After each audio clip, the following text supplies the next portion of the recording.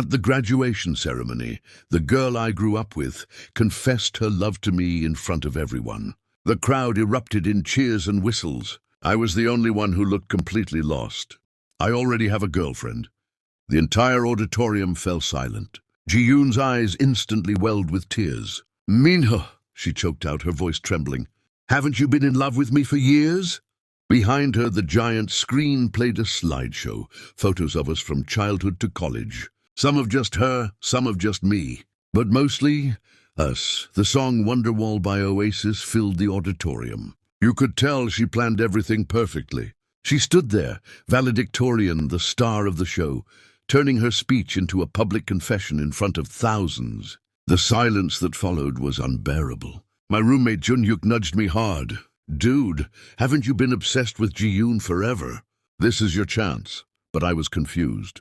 Yes, I used to like Ji-yoon a lot. But she was also the one who once looked me in the eye and said I was pathetic, that she would never choose me. So I let her go a long time ago. Before this story begins, this is not a love story. This is a survival story, wearing love's clothes. There's a choco pie, a public confession, 3,000 people cheering for the wrong ending. If you're here for Wonderwall and a kiss, leave now. If you're here for what happens when the boy who waited stops waiting, stay. Subscribe. The walkout is better than the confession. 7-year-old Minho gives his last choco pie to crying 6-year-old Ji-yoon. Their mothers become friends, Sunday dinners begin, and best friends forever is spoken without understanding its prison walls. He learns to orbit, she learns to be orbited. In the playground outside the apartment complex in Bundang, 6-year-old Ji-yoon Kim sits on concrete with a skinned knee and crooked pigtails, wailing loud enough to wake the neighborhood. 7-year-old Minho Park stands at the edge of the sandbox, too old to cry over scrapes, or so he tells himself. He approaches with his last choco pie from his backpack. She stops crying immediately, tears drying with efficient speed, and tears open the wrapper with sticky fingers. "You're Minho, right? From 304B. You live next door, next door." The words mean nothing yet, but they will define the next 15 years. Their mothers become instant friends, both Busan transplants missing the ocean, both working long hours at Pangyo tech companies. Sunday dinners become tradition, doenjang jigae steaming while the children do homework at the small kitchen table. "Children who grow up together like this," Minho's mother says, ruffling his hair, "they end up married." Minho groans. Ji-yoon smiles her secret smile, the one that rearranges his stomach. They walk to elementary school together every morning. She talks about Paris, about science, about which K-pop group reigns supreme. He listens, content to exist in her orbit. In middle school, she shoots up tall and willowy, joins student council and debate team, collects admirers like stamps. She still saves him a seat at lunch. Still walks home with him when Hyunwoo, the basketball captain, offers to drive. Still climbs through his window when her parents fight, curling on his bed with headphones while he pretends to study. "You're my best friend," she tells him at 14, rain drumming against the glass. Best friend forever. He agrees, not understanding yet that she has just defined the prison walls of his heart. By 15, his love is structural, architectural, holding up the entire framework of his imagined future.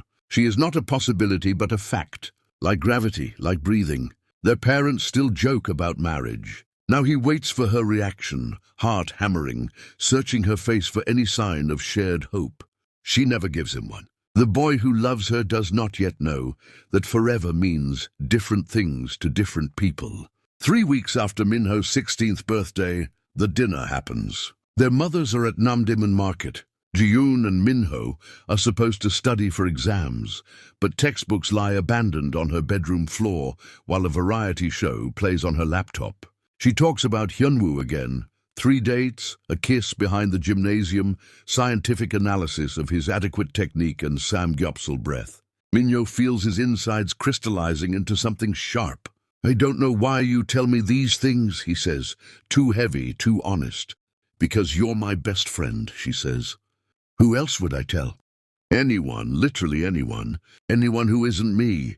Something flickers across her face, surprise or the beginning of understanding. 16-year-old boys in love are catastrophic. I love you, he says. Not friend love, real love. Since we were kids, I keep waiting for you to notice. The silence stretches, elastic and dangerous. Then Ji-yoon laughs. Not her real laugh, bright and unguarded, but tight, performative, cruel. Minho, you're pathetic. The word lands like a slap. Do you really think I'd choose you? Over Hyunwoo? Over anyone? She stands, brushing invisible dust from her skirt. You're my neighbor, my childhood friend. That's all you'll ever be. I said best friends forever. I never said I wanted to marry you. She walks out. He hears the front door open, close. She has gone to find Hyunwoo, to cleanse herself of his embarrassing confession. Minho sits on her floor for an hour. Then he collects his things and goes home. The next day she acts like nothing happened. Saves him a seat at lunch, walks home with him, talks about Paris and K-pop, and he responds in monosyllables, waiting for his heart to catch up with reality. It never does, not fully. But he learns to hide it better. The boy who loved her does not die yet. He simply goes underground, building tunnels toward an exit he cannot yet see.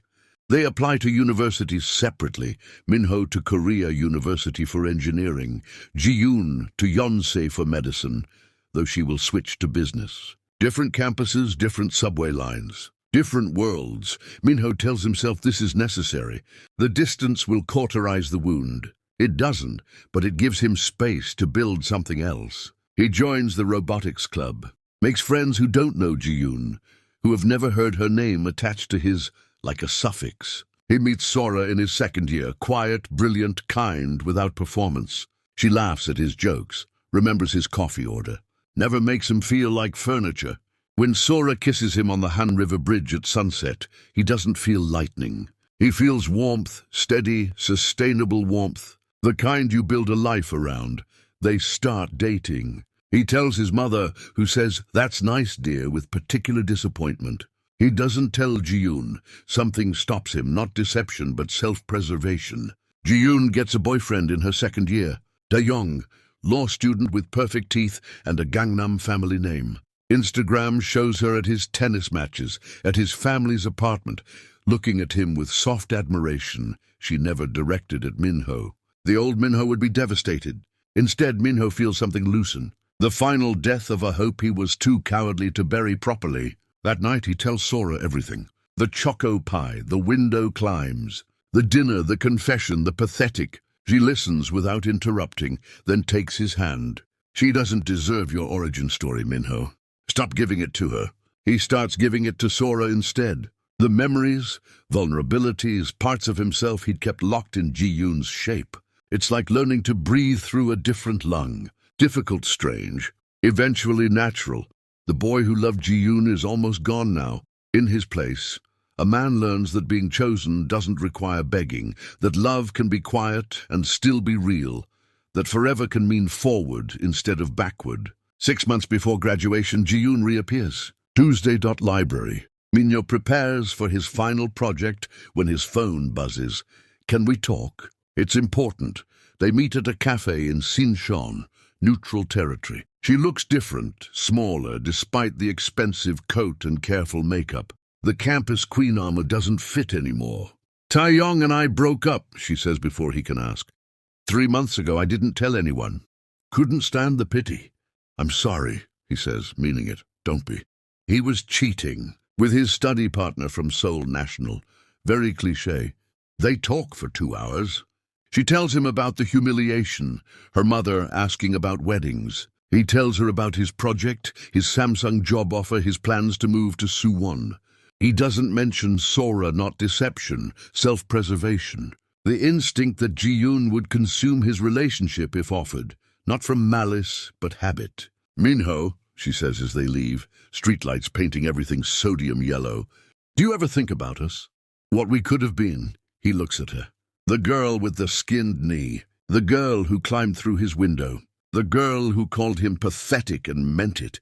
Sometimes he lies, she smiles. The old secret smile, the one that used to rearrange his organs. Me too. They start meeting regularly. Coffee becomes dinner, becomes long walks along Cheonggyecheon. "She's different now," she says. She's changed, sees things clearly. She never specifies what things, and he never asks. Junhyuk warns him. She's bored, man. Got dumped by perfect boyfriend, now she's nostalgia shopping. You're the comfort purchase. She's my oldest friend, Minho says. She's your oldest wound, Junhyuk corrects. And you're letting her pick the scab. He isn't wrong, but Minho isn't hoping for reunion. He's curious.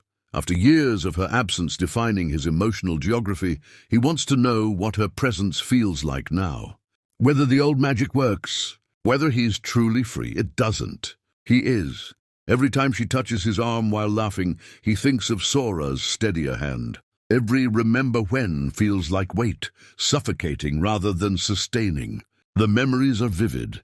The connection is technically intact. But Ji-yoon feels like a stranger wearing a familiar mask. The boy who loved her is gone. Only the man who survived him remains, testing his own immunity, preparing for the final exposure. 3,000 people in the graduation auditorium. Minho sits near the back for Junhyuk's economics degree, checking his phone, half listening to speeches about bright futures. Then Ji-yoon walks on stage, radiant. Black gown, gold honors cords, the confidence of someone who always knew she'd end up center stage, adored. She begins with platitudes, gratitude, reflection, forward motion. Then she stops, looks directly at him, 300 rows back. Before I finish, there's someone I need to address. The screen flickers, photos, hundreds Ji-yoon and Minho at 6, 10, 15. Crooked pigtails, braces, Everland, Jeju Island, high school festival in matching hanbok. The window for midnight escapes. The dinner table with the first choco pie. Wonderwall begins to play. I've spent my life taking things for granted, she says, voice carrying through electric silence. Intelligence, opportunity, love. There was a boy who loved me when I was unlovable, who saw me clearly and chose me anyway. I was too stupid, too proud, too blind to choose him back. I called him pathetic for feeling what I was too cowardly to feel myself. People turn, look, find him, Minho. I'm not asking forgiveness, I'm asking for a chance. The chance I threw away at 16. I love you, I've always loved you. I was just too broken to know it. The crowd erupts. Cheers, whistles, 3,000 witnesses to what they believe is romantic culmination. Junhyuk grabs his arm. Dude, this is it. This is your moment. Minho stands. The walk to stage feels infinite. Every step echoes. Every eye presses like physical weight. Ji-yoon waits, tears streaming, arms slightly open, preparing to embrace him in front of everyone, as if the ending is written and he simply needs to arrive. He reaches the microphone, looks at her, looks at the photos cycling behind, evidence of a life shared, a story starred in, a love once real and now resurrected for an audience that doesn't know it's already dead. I already have a girlfriend, he says. Absolute silence, vacuum where sound lived. Ji-yoon's face crumples. Minho, haven't you been in love with me for years? The ghost of the boy who'd answer yes, absolutely, without hesitation. The ghost of the girl who never needed to ask, who always knew her power was absolute. Yes, he says, I was. Past tense, grammar as finality. He turns to leave. She calls out, Minho, can you tell my mom you have a girlfriend? If she thinks you've moved on, it'll be better for both of us. He pauses, looks back. She's still beautiful, still radiant, still the gravity that organized his adolescence. But he sees clearly now. The calculation behind the confession, the performance of vulnerability, the way she turned his private history into public spectacle, assuming his dead love would override his dignity. Tell her yourself, he says. I'm done being part of your story, Ji-yoon. I have my own now. He walks off stage through the aisle, past Junhyuk, whose delight has shifted to respect, out into May sunshine, where Sora waits in the parking lot.